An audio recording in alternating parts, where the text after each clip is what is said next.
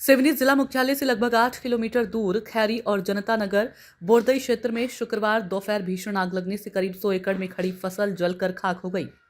प्राप्त जानकारी के अनुसार ग्राम पंचायत मैली क्षेत्र के किसानों ने बताया कि दोपहर के समय अचानक अज्ञात कारणों से खेतों में आग लग गई।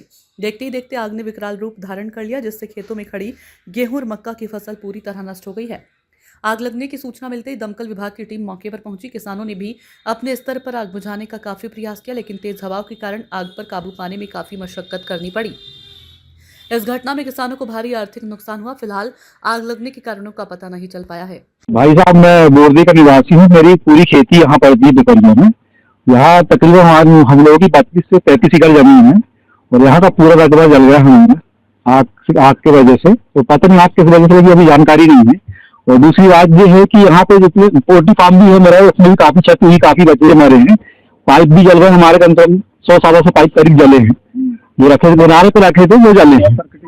और मका भी जला है, ये मका का ढेर जो जल रहा है जल्दी दिखा है, ये भी जला है पूरा। 12 एकड़ का मका था इसमें। क्या समझिए, गेहूं की फसल लगी थी, गेहूं की फसल लगी, पूरी प्रॉपर गेहूं थी हमारी। नुकसान कितने एरिया में हुआ? नुकसान हमारा तो पर्सनली हुआ है 35-34 एकड़ में, लेकिन यहाँ देखा जाए 100-125 एकड़ से कम से कम फ्री निकलेगा। उधर मुंडा पटेल लोगों की भी जली है, इधर 12 ग्राम सरोड़ी उनकी भी जली है, चाको सरोड़ी उनकी भी जली है। यहाँ कम से कम 8-10 किसानों की फसल पूरी जगह खाक हो चुकी है।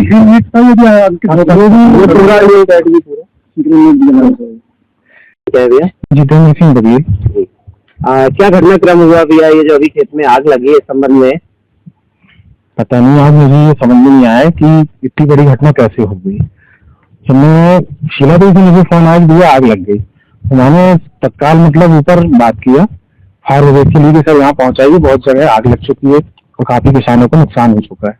यहाँ से निकल ही रहे थे और उसके बाद में यहाँ से वो शीला देवी के लिए मैं जा रहा था, तो चंदन भैया यहाँ के जो किसान है जो खड़े हैं, उनके खेत में आग दिखने लगी।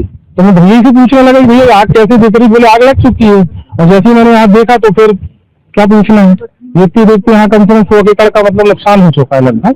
उसमें मोटर पंप, उसके बाद में ये पोल्ट्री फार्म, कईयों की पाइप है, जिस तरीके से आग लग चुकी है। लेकिन फसल पूरी नष्ट हो चुकी है, कहीं कुछ बचे ही नहीं है। ये खेत पूरा दिख रहा है आपको वाला पूरा। हाँ नहीं, वो तो हमने देखा है। ये दमकल करने में सही टाइम पे आ गए थे? नहीं, ये लेट अभी पहुंचे हैं। और बल्कि मैंने कुछ कॉल लगाया इनको, तो उन्होंने एक चीज ये बोली कि भैया हमारी तो पूरी गाड़ी बंडोल की तरफ चल गई है। तो इतनी बड़ी लापरवाही है, शायद ये पहले आ जाते तो निश्चित है कि कुछ मदद मिल जाती और किसान कम से कम बच जाता फसलें। मैं जितेंद्र सूर्या हूँ, किसान भी हूँ और इस क्षेत्र में मैं सभी लोगों से परिचित हूँ। तो ये जो आग लगी है इसके संबंध में देखो, ये दुखद घटना है। आवश्यक जबकि शासन को मालूम है कि हर साल लगती है। सिवनी जिला इससे सेंसिटिव आग के मामले में कलेक्टर महोदय भी बार बार जानती है इस मामले को। पिछले बार के रिकॉर्ड भी हैं सारे कि सिवनी में इतने हादसे होते हैं एग्रीकल्चर एंड में कि वो शायद ही कोई नतीजे किसी एरिया में होते हैं। इसके बावजूद भी शासन जो कि क्यों हर साल वही बस आखिर में फायर ब्रिगेड आएगी तो बजी बजाए आपको बुझा करके और अधिकारी भी फॉर्मेलिटीज बताएंगे और कलेक्टर साहब और 2 मिनट पटवारी के पास जाओ, पटवारी भी आएंगे यहाँ कहेंगे हाँ भैया हम मुआवजा बना दे रहे हैं तुम्हारा, और मुआवजा ऊँट के मुंह में जीरे के बराबर। सीआरबीसी में जो प्रावधान होना चाहिए वो तो है ही नहीं और होगा भी नहीं। लड़ाई इस बात की नहीं है, लड़ाई शासन से हमारी इस बात की किसान, मैं अकेला किसान नहीं, यहाँ जो जले हुए किसान जिनकी फसल जली है वो भी है और जो सुरक्षित खड़े हैं उनकी भी समस्या, क्योंकि आग है कभी किसी के खेत में कभी किसी के खेत में हो सकती है। 3-4 चीज मैं शासन के माध्यम से शासन को बोलना चाहता हूँ। कलेक्टर महोदय है और हमारे एमपीवी के अधिकारी जो है, उनको पिछली बैठक में एसडीएम मैडम ने ली थी जिसमें हार्वेस्टर वालों से मीटिंग हुई थी, हार्वेस्टर वालों के साथ बैठक हुई थी। तब भी हमारे साथियों लोगों ने मामला उठाया था कि मैडम ये जो लाइट का मामला है, अधिकतर जो आप जितने भी पोल देखोगे लाइट के सारे लूज कनेक्शन होते हैं और लूज कनेक्शन के कारण स्पार्किंग होती है और स्पार्किंग होती है एक जगह और फिर आग फैल जाती है पूरी चारों तरफ। और दोपहरी में अंगार लगती है, क्योंकि दोपहर में हमने बोले थे एमपीबी वालों से, सराठे जी से बोले थे सर आप लाइट बंद करके रखना, लेकिन वो लाइट दोपहर में बंद नहीं लगते हैं। तो और बार बार ये हम लोग को बोलते हैं कि भाई मूंग वाले किसान बहुत मुश्किल 2% है, वो रात में पानी लगा लेंगे। आप 2 लोगों की कारण परेशानी के कारण 98 लोगों को परेशान मत कीजिए।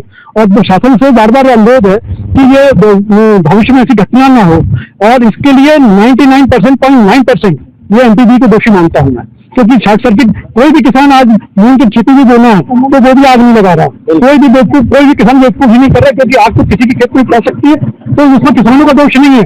बार बार शासन किसानों को दोषी ठहराता है, किसानों की मेहनत के कारण ही आज इतनी खेती देख पाई है। ये टैंकर देख रहे हैं पीछे साइड पे, ये टैंकर किसानों ने खुद के हैं, अपने टैंकर ट्रैक्टर सूर लगा करके पानी बचाएं, लेकिन शासन की तरफ से मदद तो पहुंचती ही नहीं है। हम भी जानते हैं कि मदद आने में टाइम लग जाएगा, हमारी खुद की व्यवस्था, लेकिन जो मदद जो लाइट के मामले में है, लाइट के के बाद हाँ पूरे पोल घींच करके तार को घींच करके, अभी गर्मी की छुट्टी है पूरा, तो गर्मी जब खेत खाली हो जाते हैं पूरे तार को घींच करके, नहीं तो आर्मेड वायर डाल करके, ताकि भविष्य में घटना ना हो। और उसके बाद यदि घटना हुई तो किसान फिर ये खंभों को सब उखाड़ के फेंकेगा, उसका दोषी फिर शासन प्रशासन रहेगा।